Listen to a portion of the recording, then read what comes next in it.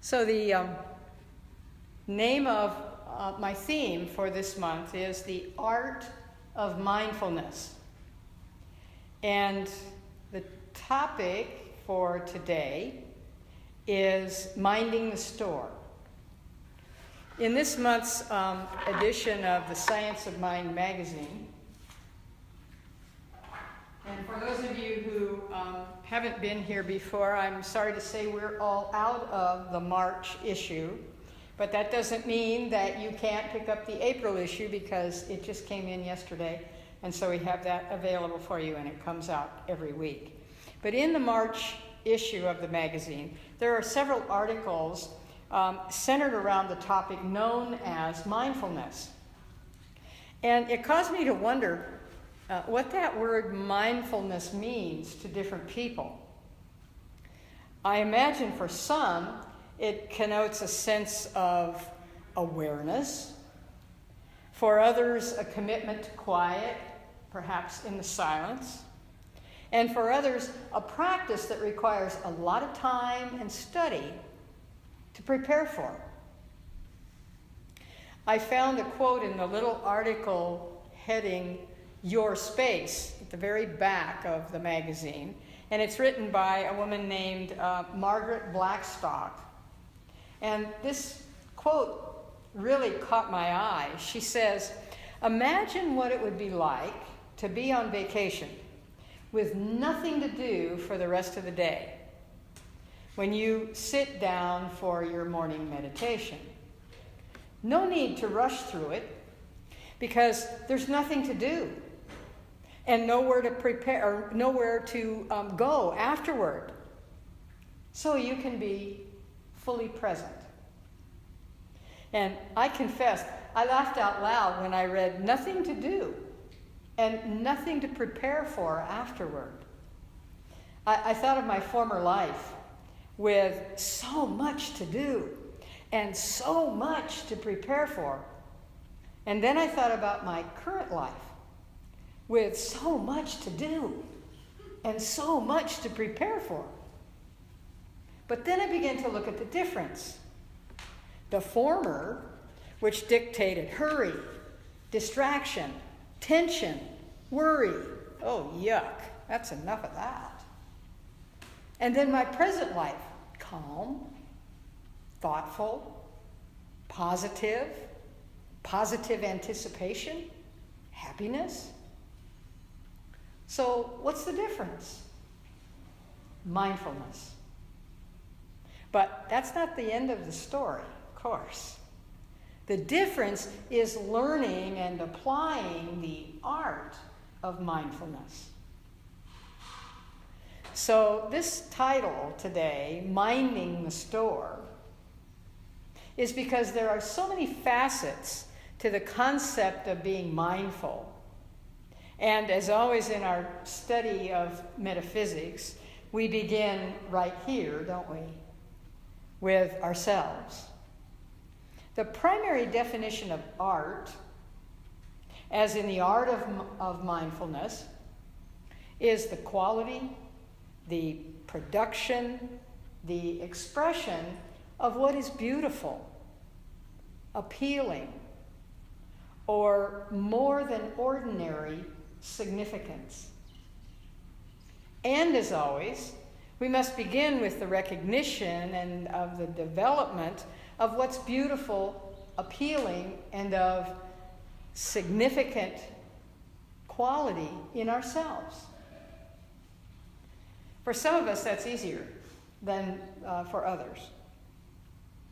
In one article in this month's Science of Mind magazine, the article on the art of self-love, the author, Rita Lloyd, talks about her own path of healing from years of abuse, a path which for some, including her, is very challenging. And yet the steps taken, forgiveness, compassion, and self-love, are valuable for all of us. Consider her words. Don't wait until you like yourself to love yourself. because it takes self-love to be the person you like. So true self-love is unconditional love. As in the song, and some of you will recognize these words, I love myself the way I am. There's nothing I need to change. I'm beautiful and capable of being the best me I can. And then the words go on to, I love myself the way I am, and still I want to grow. Because change outside can only come when deep inside I know I'm beautiful and capable of being the best me I can. And I love myself just the way I am. Which means we start right where we are, doesn't it? In today's daily guide in the magazine, and you heard Kim read that to you at the beginning of our service, and those words were written by Reverend Julie Schmidt, who is with our Napa Valley Center for Spiritual Living. There's a quote from Thich Nhat Hanh, which goes, with mindfulness, you can establish yourself in the present in order to touch the wonders of the world and life that are available in each moment. Available in each moment. Loving myself. Beautiful and capable of significance and quality. Right there are enough affirmations for the whole month, frankly. And one day at a time, we can repeat these by saying, I am in front of each one of them. How about, I am available and capable in each moment. I am loving myself. I am significant and of quality. I am capable and beautiful. You see, we can take any one of those and make it our own in a positive and life-affirming way. Thich Nhat Hanh, incidentally, is a Vietnamese Buddhist monk.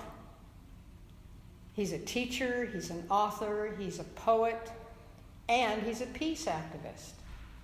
And right at the moment, he lives in Plum Village in the south of France. Truly a citizen of the world.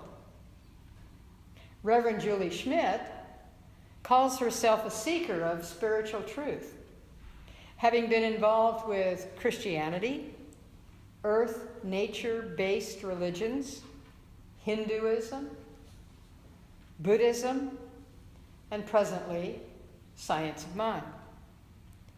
Margaret Blackstock, in her Your Space article, quotes Lao Tzu, who was a Chinese philosopher and founder of Taoism. And the quote, to the mind that is still, the whole universe surrenders. And today's quote in the Daily Guide from Ernest Holmes is, we should daily train our thought to recognize the spirit in everything we say, think, and do. My footnote, incidentally, to Holmes' quote is, and since spirit lives in each one of us equally, we're expressing that in everything we say, think, and do at the level of our understanding of it. We are so blessed to realize that we can reach out to truth wherever it is and allow it to guide us. So we've heard from Buddhism, from Hinduism, from Christianity, earth-based religions, we've heard from a variety of different sources, science of mind, that truth is truth wherever you find it. Reverend David Alexander, who is the spiritual leader of the Oswego, Oregon Center for Spiritual Living, in his article in Philosophy in Action, also in this magazine, attributes the use of daily spiritual mind treatment or affirmative prayer as a form of minding his store. He describes it as an act of consciousness which focuses our awareness into a different state of consciousness. So the question then is, where does your prayer focus your attention? Also in this March Science of Mind magazine, it's the first time I've ever done anything like this directly from a magazine, but it so spoke to me about mindfulness that usually tells me that there's someone in the group that is looking to develop a practice of mindfulness, maybe more than one, and who is responsive to discovering how easy it really is when we take down the barriers and take it one step at a time.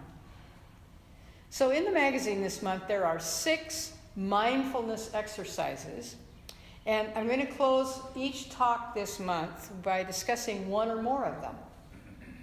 So for today, in keeping with our topic, minding the store, meaning this,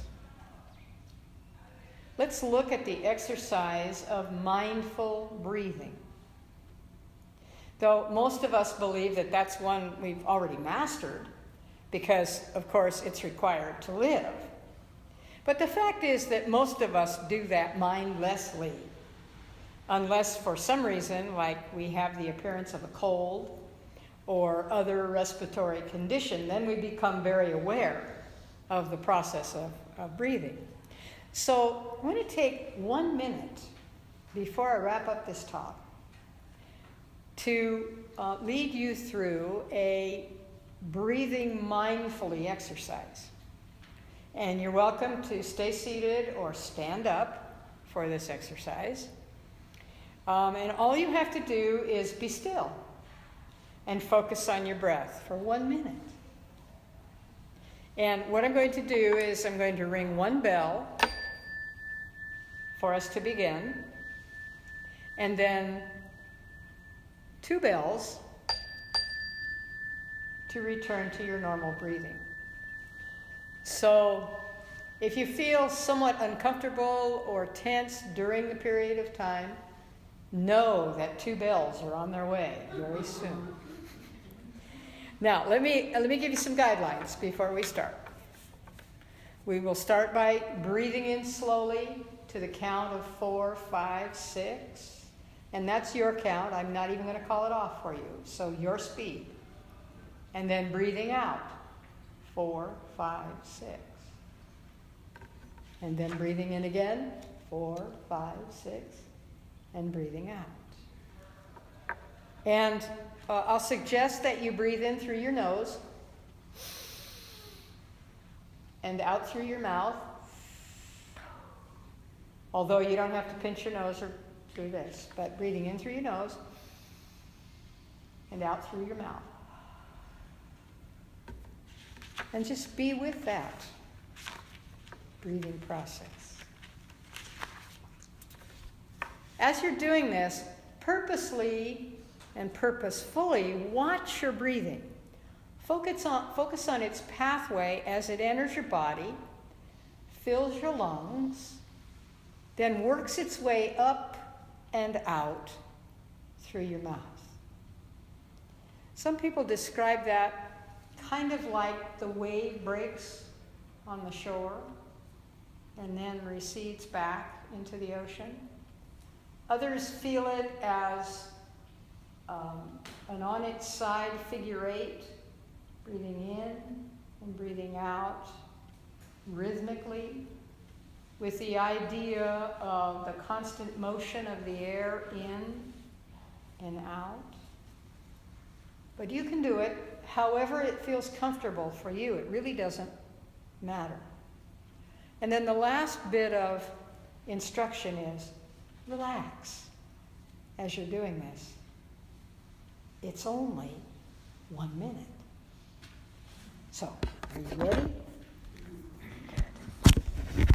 Feet on the floor in a comfortable fashion and just relax in the chair. You're welcome to stand if you choose.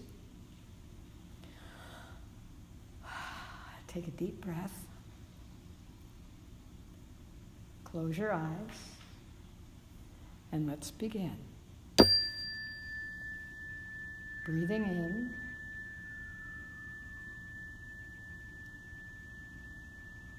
Breathing out.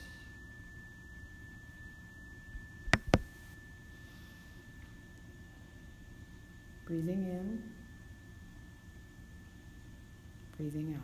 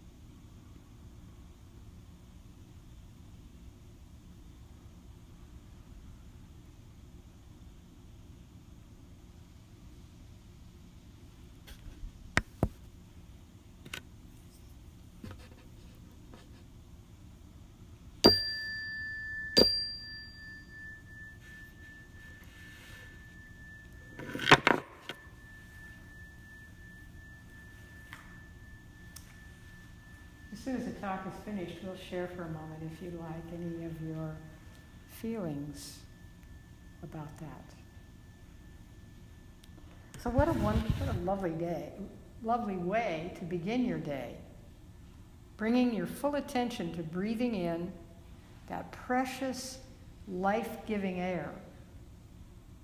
To embrace and to energize every cell of this precious body. What a loving way to recognize and honor this precious place that we call our body, and that we house the essence of us while we're here in this plane of existence that we call life, that we call earth.